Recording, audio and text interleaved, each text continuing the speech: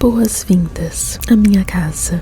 Hoje contaremos alguns relatos e histórias que eu encontrei no Reddit. Relaxe, todos saíram vivos. E acredito que você também vai sair depois do que eu contar. Em todo caso, temos muitos refrescos, bebidas, guloseimas, tudo a seu gosto. Sente-se onde quiser e me ouça com atenção. Tenho certeza que vai gostar. É isso, podemos prosseguir então. Tudo começou. E antes que eu me esqueça, pode me dar uma forcinha? Curtindo, comentando, compartilhando, se inscrevendo e ativando o sininho. Obrigada. Agora sim a gente pode prosseguir. Olá, no momento que eu tô gravando isso, o microfone chegou. O que significa que eu vou fazer um teste. Não que já não tenha feito antes. Mas, para tornar interessante para vocês, considerando como um teste realmente, eu vou ler relatos do Reddit. E como eu não posso falar muito alto, então vai ter que ser sussurrado mesmo. Então, bora lá. 3 histórias, country, verdadeiras e realmente assustadoras. 18 de janeiro de 2024, do Killer Orange Cat, número 1, o primo. Esta é uma história difícil de contar por alguns motivos. Em primeiro lugar, eu era muito jovem quando essa história aconteceu, então a memória não é a maior do mundo. Meus pais contaram a história para refrescar a minha memória, mas eles a contam de maneira diferente, mesmo entre si. A segunda razão que contaria a vocês no final da história. Eu tinha 6 anos e era definitivamente um filhinho de mamãe. Seguia minha mãe por toda parte e sempre quis sua atenção. Permaneci assim durante toda a sua vida. Bem, quando eu tinha 6 anos, um primo meu chamado Ethan foi morar conosco. Seus pais morreram recentemente em um incêndio e sua mãe era irmã da minha mãe. Então, minha mãe o acolheu e quando ele o fez, tudo mudou drasticamente. Ethan quase nunca falava. Acho que isso é bastante normal para uma criança que acabou de perder os pais. Não só isso, mas ele morava na cidade.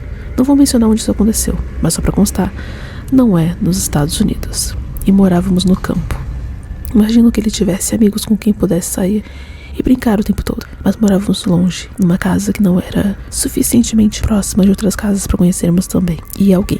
Eu fui o único com quem Ethan teve que brincar, mas Ethan não quis jogar. Ele não seria amigo, tentaria subir em árvores ou coisas assim. Ele não jogava jogos de tabuleiro nem nada. O que ele fez, no entanto, foi algo que eu definitivamente não gostei. Ethan era super apegado à minha mãe e eu não gostava nada disso. Sendo filhinho da mamãe, eu queria toda a atenção dela, mas Ethan seguia por aqui. Às vezes segurava a saia dela com a mão, como se estivesse tentando impedi-la de fugir. Se minha mãe ou eu tentássemos fazer com que ele parasse de fazer isso, ele começaria a gritar e a chorar. Todos pensavam que era mais fácil deixá-la fazer o que estava fazendo. E o tempo todo. Isso me deixou muito bravo. Eu era muito jovem e provavelmente jovem demais para sair e explorar a floresta. Mas com Ethan estando perto da minha mãe o tempo todo, era realmente a única coisa que eu tinha que fazer. Então, um dia, que na verdade foi um dia bem estranho, fui até a floresta para dar uma olhada. Estar lá fora foi muito mais agradável do que eu pensava que seria. O céu estava coberto por nuvens escuras de trovões. E eu corria o risco de ser pego por uma tempestade. No entanto, eu realmente adorei a atmosfera de escuridão durante o dia. O vento e os ocasionais relâmpagos e trovões que perfuravam a escuridão da floresta e da tempestade. Não sei quanto tempo fiquei lá. No começo, não me importei. Eu só queria ficar sozinho.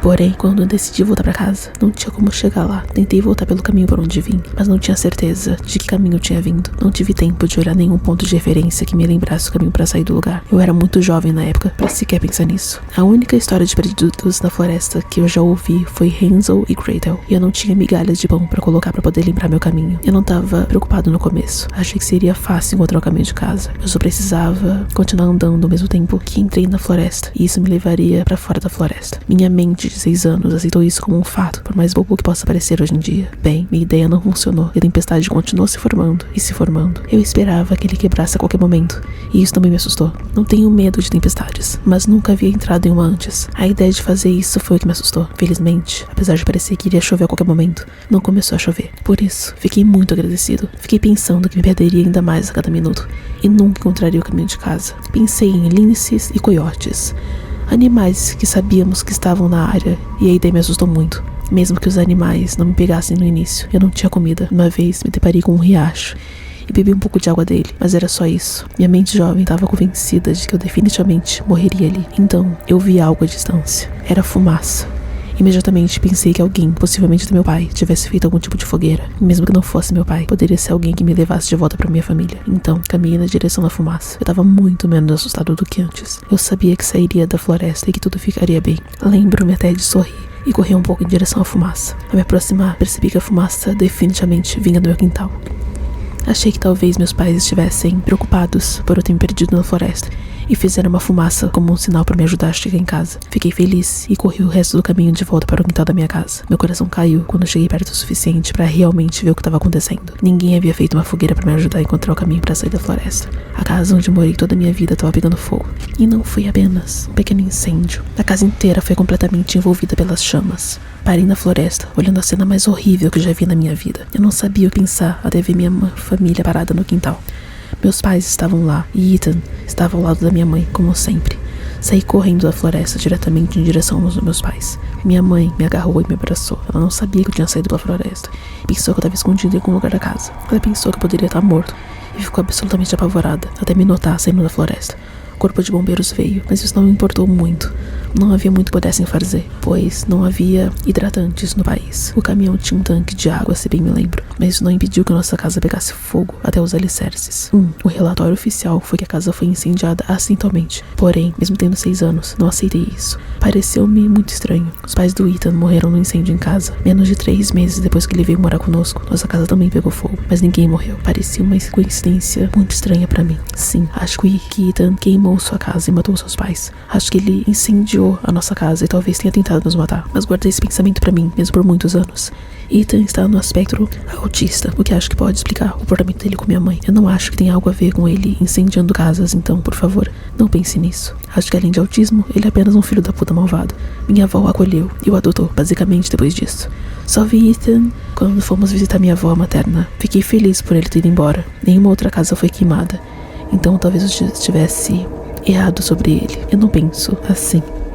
Relato número 2. Banco de areia. Eu cresci como uma espécie de filho único com minha mãe. Meu pai e ela não estavam juntos, mas não quero me aprofundar muito nisso. Embora minha mãe nunca tenha tido filhos, meu pai acabou tendo um menino e uma menina. Então eu tinha 2 meio-irmãos que eram cerca de 10 e 8 anos mais novos que eu. Ocasionalmente, eu fazia coisas com meu pai, como ficar com ele por uma semana ou mais, aqui e ali. Foi bom ver meu irmão e minha irmã crescerem, e às vezes fazíamos caminhadas e acampamos, e isso era sempre muito divertido. Bem, nem sempre foi tão divertido. Houve um tempo em que não foi nada divertido. Essa é a história que eu vou contar. Tivemos o que você chamaria de uma espécie de perigo. Saímos para acampar à beira do rio, em um banco de areia. Eu tinha 16 anos na época. Meu irmão tinha 8 anos e minha irmã, na época, 6. Tínhamos 3 tendas montadas no banco de areia. Havia um para o meu pai, um para mim e outro para os meus irmãos compartilharem. Estaríamos lá por alguns dias e tentaríamos a sorte pescando no rio. Tudo foi configurado muito bem. Meu pai e eu juntaríamos lenha e fizemos uma boa fogueira. Pegamos algumas brasas para começar a cozinhar alguns dos peixes que pescamos. Pescar era algo que todos nós 4 podíamos fazer, embora fosse apenas meu pai quem pescasse qualquer coisa que conseguíssemos comer. Parece um desperdício tentar cozinhar peixinhos. Enquanto estávamos cozinhando, ouvimos algo do rio abaixo. Demorou um pouco, mas notamos um barco descendo o rio. As pessoas no barco estavam agindo muito alto e barulhento, fazendo muito barulho e coisas assim. Mesmo antes de eles chegarem perto de nós, meu pai e eu descobrimos que eles deviam estar muito, muito bêbados. Quando eles chegaram perto de usar, vimos que eram todos estudantes em idade universitária. Quando eles nos notaram, começaram a acenar e tal. Então eles dirigiram o barco em direção ao banco de areia onde estávamos acampados. Eles ancoraram o barco perto do banco de areia, na verdade, um pouco acima de onde estávamos acampando. Então, a princípio, pensei que eles iriam apenas montar seu próprio acampamento, não ter nenhum envolvimento conosco, como eu estava errado. Eram 2 casais e um cara solteiro. Eles estavam todos bêbados e talvez chapados. Mas o cara solteiro era o mais bêbado de todos. Eu não conseguia entender como o cara conseguia ficar de pé. Ele estava tão fora de si. Eles estavam tocando músicas altas e ainda agindo de forma turbulenta. Eles trouxeram seu aparelho de som e sua cerveja e finalmente vieram até nossa fogueira. Eles se juntaram a nós e não dissemos nada. Meu pai tinha 40 e tantos anos e eu 16. Nós sabíamos que precisávamos ter cuidado com um bando de adolescentes bêbados. O algo pode mudar drasticamente uma pessoa. Meu pai e eu conversamos com eles, principalmente para mantê-los felizes. Depois de um tempo, porém, um dos casais pediu uma das barracas emprestada. Antes que alguém pudesse dizer alguma coisa, ofereci minha barraca. Eu tinha uma boa ideia de por que eles queriam a barraca e achei melhor oferecer a minha antes que uma das crianças mais novas decidisse oferecer a sua. Eles ficaram na tenda por cerca de 3 minutos. Apenas uma nota lateral da história agora, mas se você vai se preocupar, por que faria isso por 3 minutos? Quero dizer, o que você poderia realizar em 3 minutos? O outro casal tava com uma cara de merda e eu tava me perguntando como eles não conseguiam desmaiar. Na verdade, várias vezes seus olhos se fechavam e eles balançavam um pouco. Ainda assim, eles não iriam desmaiar ainda. O cara solteiro, que tava ainda mais bêbado do que eles, foi quem mais me assustou. Ele tinha uma grande faca de caça que tava embanhada e presa ao seu cinto. Eu fiquei de olho nele o tempo todo, caso ele tentasse usá-lo. Ele tirou e eu tava prestes a fazer alguma coisa, mas ele se afastou de nós. Havia um tronco de árvore na beira do banco de areia e ele foi até ele. Ele continuou jogando a faca nele repetidamente. Meu pai tinha uma faca de filé pra usar no peixe. Foi a faca mais afiada que já vi na minha vida. Ele manteve se escondendo do homem nele o tempo todo. Fui buscar a machadinha que usávamos pra cortar a lenha e mantive sempre perto de mim, desde que sabia o que tinha, quer dizer, decidi na verdade, que sabia o que tinha que fazer. Fui a todas as barracas e tirei delas o saco de dormir. Eu gostaria de ter tido meu saco de dormir antes de permitir que aqueles dois fizessem isso na minha barraca.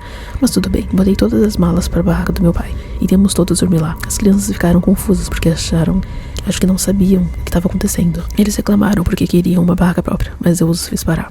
Os 5 universitários decidiram então brincar na água. Eles estavam nadando, espiando água e tal. Alguns deles começaram a xingar e 2 dos rapazes, o solteiro e um dos casais, começaram a brigar um pouco. Não sei o quão ruim foi a luta. Tava tentando prestar o mínimo de atenção possível neles. Nós todos entramos na barraca quando já estava escuro o suficiente. Tínhamos luzes para ler livros, mas era muito difícil o tempo todo. Eles continuaram tocando música alta, gritando, xingando e fazendo sabe-se lá o quê. A certa altura, notamos sombras. 2 dos estudantes chegaram muito perto da nossa tenda e parecia que estavam brigando novamente. Eu ainda estava com minha machadinha e estava totalmente preparado para usá-la se fosse necessário. Um dos caras tropeçou e quase caiu na barraca, mas conseguiu se recompor. Meu irmão e minha irmã de alguma forma conseguiram adormecer, mas meu pai e eu permanecemos acordados. Ouvimos durante horas enquanto eles festejavam, discutiam, xingavam e brigavam. Por fim, por volta das 4 da manhã, ouvi o barco dar a partida e eu vi enquanto ele se afastava. Finalmente eu tava com cerveja para dormir um pouco. Quando nos levantamos de manhã, percebemos que um dos nossos refrigeradores, na verdade, havia sido jogado no fogo. As outras 2 tendas foram pisoteadas e arrastadas. Felizmente, foi a única coisa que fizeram e nenhum de nós se machucou. Você nunca sabe o que as pessoas fazem quando seu estado é alterado. E não tô julgando, no entanto. Inferno. Mais tarde na minha vida eu festejei mais do que eles. E isso foi apenas alguns anos depois. Mas caramba, essa foi uma das noites mais aterrorizantes que já experimentei. E o último relato, número 3, vovó. Sempre achei que minha avó era muito estranha. Nunca gostei de visitar a casa dela quando era criança. Ela não era uma daquelas avós típicas que amam netos, fazem biscoitos e etc. Minha avó era muito exigente com a casa dela. Ela nunca parecia gostar de receber crianças, porque tinha medo de quebrar as coisas. Foi só quando eu era adolescente que pareceu confiar que eu estivesse em casa. Mas mesmo assim, ela tinha uma regra sobre não tocar em nada que estivesse ali. Você não podia ler os livros dela, não podia tocar em suas bugigangas e nem se perguntava o quão protetora ela era com suas pinturas. E você sabe, eu entendo de algum nível. Não posso dizer que gostaria de ser como ela e nunca fui, mas a casa dela era aqui. Casa. Ela tinha todo o direito de ser tão superprotetora quanto quisesse. Mesmo assim, eu o odiei. Minha avó faleceu e nunca tivemos a oportunidade de nos aproximarmos. No entanto, ela deixou algumas de suas coisas para todos nós. Surpreendentemente, ela me legou a casa. No caso, ela me deixou a casa, pelo que eu devo estar entendendo aqui. Eu só podia imaginar que era porque eu era o único da família dela que não tinha casa, mas ela também me deixou suas bugigangas, pinturas e livros e insistiu no testamento para que eu guardasse todos eles em casa como ela queria. Bem, eu apreciei o que ela fez. Ainda assim, eu não queria todas essas coisas em minha casa. Não gostei e agora que a casa era minha, queria torná-la o melhor que pudesse. Peguei algumas caixas e comecei a tirar todas as coisas dela. Cuidei muito bem disso. Embrulhei as bugigangas em plástico bolha antes de colocá-la na caixa. Mesmo que eu não tivesse um relacionamento próximo com minha avó e não gostasse das coisas dela, eu ainda queria cuidar disso da melhor maneira possível. Havia um grande armário no hall de entrada, na frente da casa. Levei a primeira caixa até lá e coloquei-a no chão. Abri a porta, preparado para colocar ali a caixa de bugigangas. Peguei a caixa e me levantei. Olhei dentro do armário. Minha avó estava ali no armário. Ela tinha uma expressão cruel no rosto e balançou a cabeça severamente. Então ela se foi. Quase deixei a caixa cair, mas tive sorte de não ter o feito. Eu tava com muito medo. Percebi que tinha acabado de ver o fantasma da minha avó e ela não queria que eu guardasse suas bugigangas. Guardei as coisas da minha avó. Eu ainda possuo as coisas dela. Eu possuo a casa e deixei as coisas dela expostas.